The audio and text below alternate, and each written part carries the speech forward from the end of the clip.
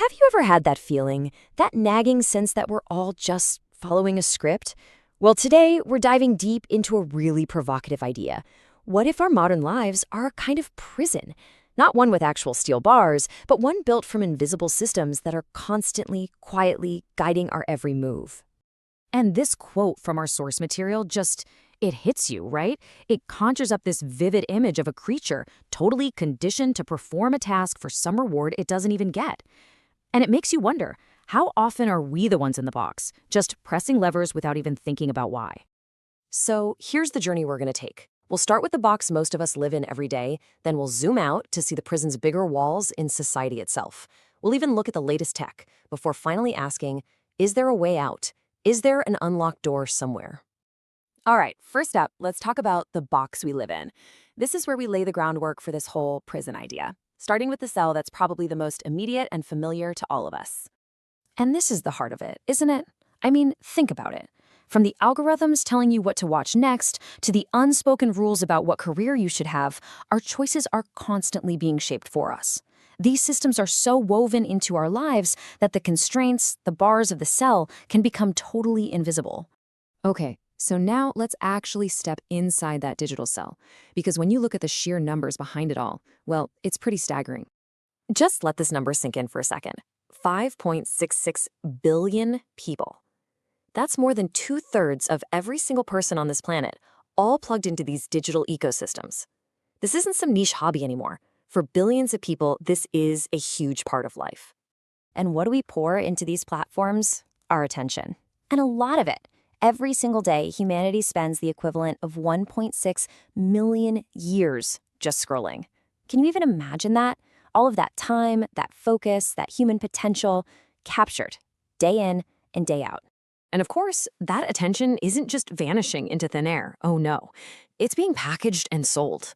In just 1 year, our collective scrolling was turned into $277 billion for social media companies. And that right there tells you everything you need to know about the business model. Which leads to this really tough but absolutely crucial realization. When you are on these platforms, you are not the customer. Your attention is the product. You are the inventory on the shelves, being sold to the highest bidder. And that fundamentally changes everything about how we should view them. You know, once you realize you're the product, it changes how you act. The data shows we're not really looking at posts from our friends as much anymore. Instead, we perform. We kind of flatten ourselves into a brand, a generic profile, because we're always aware that anyone, our boss, our ex, strangers, could be watching. We're performing for the warden, hoping for a little reward. So let's zoom out now, because that digital cell, it's really just one wing in a much, much larger and older prison.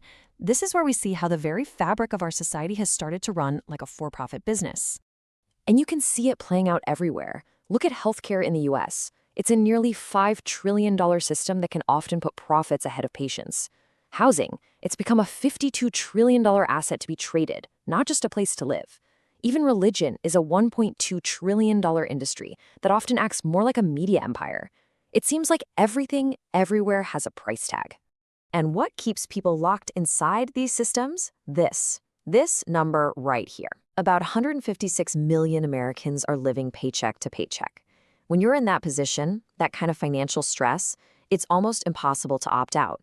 You have to keep playing the game, keep working, just to keep your head above water. And just when you think you've got the prison mapped out, they build a new wing. This is where AI comes in, creating walls that are more sophisticated than ever and, maybe even more dangerously, creating incredibly convincing illusions of escape. As real, genuine connection gets harder to find, we're turning to what you could call artificial sociality. A third of Gen Z are already using AI for social interaction. It's gotten so extreme that venture capitalists are now funding AI companionship apps because they see our loneliness as the next big growth market. They are literally profiting from the very problem they helped create. And that brings us to what might be the prison's most compelling illusion of escape, the creator economy. It's sold to us as the ultimate dream, right? Be your own boss, break free from the 9-to-5. But what's the real story behind this $214 billion promise? Well, the reality is a world away from the dream. The promise is that anyone with a phone can make it big. But the hard data shows that half of all creators are making less than $15,000 a year. For the vast majority, this isn't an escape route. It's just a different kind of cell with a different kind of warden. I mean, just look at this chart. It tells the whole story. That tiny, tiny sliver at the top, that's the 4% of creators who are actually earning a significant living. It's a classic pyramid, with a huge base of people struggling, all supporting a tiny few at the peak. It's not a ladder to freedom for most. It's a lottery ticket for a handful.